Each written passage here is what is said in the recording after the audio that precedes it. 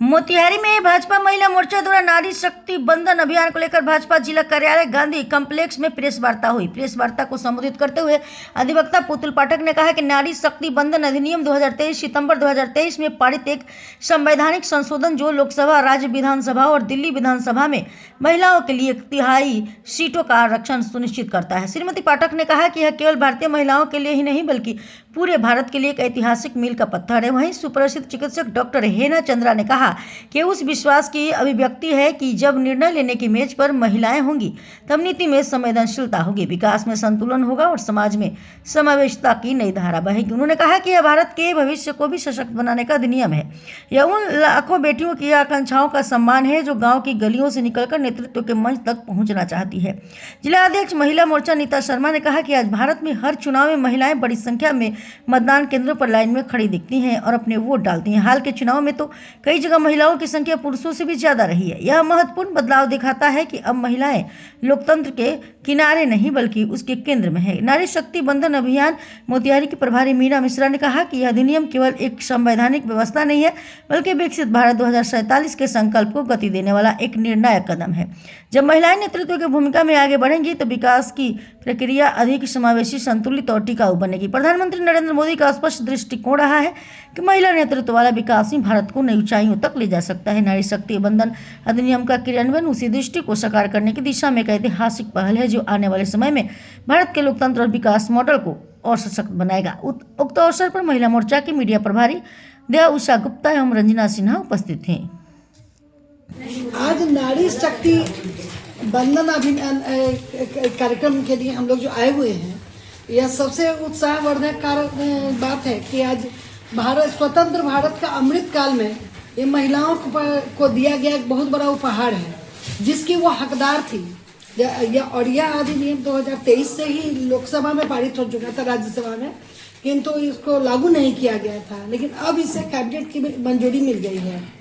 और इस कार्यक्रम में 2-3 ही महत्वपूर्ण चीजें हैं। एक तो ये 15 साल के लिए लागू हुआ है, दूसरे राज्यसभा भी और लोकसभा, विधानसभा में और लोकसभा में सब में 1/3 सीट मिलेगी महिलाओं को।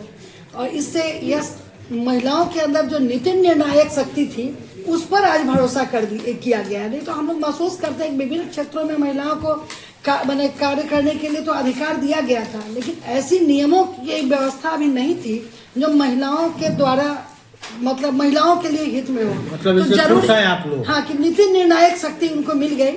इसके लिए हम लोग काफी खुश हैं और आप लोगों ने हमारे वाणी को प्रसारित करने में सहयोग दिया। आप लोग आए हमारी।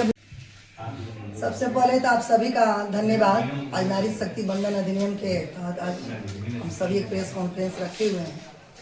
जो यह 27 साल से संघर्ष कर रहा था लोकसभा में, जो 2023 में हमारे नरेंद्र मोदी जी के नेतृत्व में यह पारित हुआ, जिसके लागू करने के लिए अभी हम लोग के तरफ से एक आया है कार्यक्रम की हर जगह हमारी जैसे महिलाएं बच्चियां हैं 18 साल से जो ऊपर हैं, महिलाएं के लड़कियों का हस्ताक्षर कराना है। हम लोग जन संवाद करेंगे, हम लोग मानव श्रृंखला निकालेंगे, हम लोग इसके जन संवाद भी करेंगे। हम लोग जगह जगह कार्यक्रम कर रहे हैं इस कानून को मजबूत करने के लिए, क्योंकि नारी शक्ति अधिनियम एक बहुत बड़ा हम महिलाओं के लिए इस हथियार है।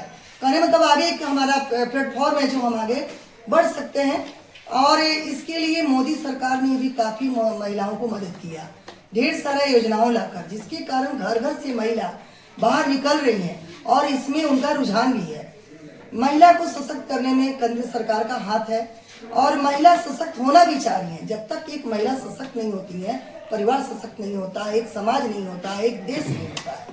तो महिला को तो सशक्त होना ही है। और सारे घर की महिला क्या कहे, लड़कियां, हमारी बेटियां, बहन, अरे कुछ उम्र दराज महिला के पास भी जाएंगे तो वो भी कहती हैं कि नहीं, अब घर के साथ साथ हमें आगे बढ़ना है और हमें विधानसभा, लोकसभा हर जगह अपना जगह निश्चित करना है। लोकसभा में 3 सीट में 2 सीट अगर जेंट्स का है तो 1 सीट हमारी महिला भी हकदार हो रही है और राज्य में विधानसभा में भी हो रही है, जिसका ये पारित होने वाला है।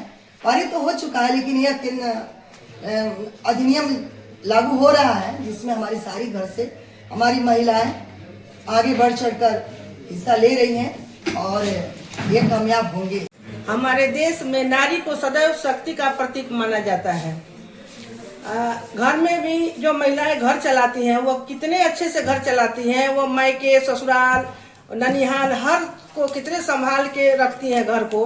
उस तरह अगर देश में भी महिलाएं अगर काम कर रही हैं, पद पर जा रही हैं, विधायक के पद पर, एमपी के पद पर, तो वो भी बहुत अच्छे से काम करेंगी। और महिलाओं में सहन शक्ति होता है। और हमारे प्रधानमंत्री जी ने जो काम किया है बहुत सोच समझ के किया है महिलाओं के लिए।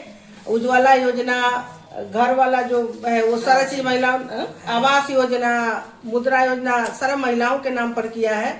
महिलाओं को देखने का काम हमारे प्रधानमंत्री जी ने किया है। ठीक है, बहुत बढ़िया। ये नारी शक्ति वंदन अधिनियम का जो ये बिल हमारे सामने आया है, ये सिर्फ विधायी निर्णय नहीं है, विधायी निर्णय का उत्सव नहीं है, बल्कि ये उस ऐतिहासिक संकल्प का उद्देश्य भी है, उद्घोष भी है, जहां भारत की आधी आबादी को देश की सरकार ने सम्मान देने का काम किया है, पूर्ण अधिकार देने का काम किया है। और आज लोकतंत्र के उस दरवाजे को भी आधी आबादी के लिए पूरी तरह से खोलने का काम किया है। जहां निर्णय लेने की बात आई है, वहां हम महिलाओं को जो सम्मान हमारे देश की सरकार ने दिया है, हमारी वर्तमान सरकार ने दिया है, इसके लिए हम लोग पूर्ण रूप से उनके लिए आभारी हैं। और आज ये उस विश्वास, नारी शक्ति वंदन अधिनियम जो है उस विश्वास की अभिव्यक्ति है कि जब महिला और देश की आधी आबादी निर्णय के मेज पर बैठती है तो वो सिर्फ निर्णय नहीं लेती है, उसके निर्णय में संवेदनशीलता भी होती है, विकास में संतुलन भी होता है और समाज में समावेशिता की धारा भी बहती है। हम यही कहेंगे कि ये नारी शक्ति वंदन अधिनियम महिलाओं के उत्थान और महिलाओं के सपनों को साकार करने का एक बहुत बड़ा प्लेटफॉर्म है। बच्चियां जो गांव के गलियों से लेकर के उस संसद भवन के दरवाजे तक जाने की चाह रखती हैं, उनके लिए एक बहुत बड़ा प्लेटफॉर्म खुला है। और हम लोगों को मुख्य धारा से जोड़ने का काम और राष्ट्र निर्माण में फ्रंट फुट पे खड़ा होने का काम और ये मौका देने का काम हमारी वर्तमान सरकार ने किया है। इसके लिए हम लोग दिल से उनके आभारी हैं। बिना महिला के सशक्तिकरण के देश का सशक्तिकरण नहीं हो सकता, देश आगे की ओर नहीं बढ़ सकता और ना हम लोग उसकी परिकल्पना कर सकते। एक सशक्त भारत की परिकल्पना हम लोग नहीं कर सकते बिना आदि आबादी के। हम सभी जानते हैं यत्र नार्यस्तु पूज्यन्ते रमन्ते तत्र देवता, जहाँ नारी का सम्मान होता है वहीं देवताओं का वास होता है। इसलिए हम अपने वर्तमान सरकार के प्रति हृदय से आभारी हैं कि नारी शक्ति वंदन अधिनियम जैसा ऐतिहासिक बिल ला करके हम लोगों के मान सम्मान और गौरव को जो बढ़ाने का काम हमारी सरकार ने किया है, उसके लिए हृदय से हम सभी आभारी हैं।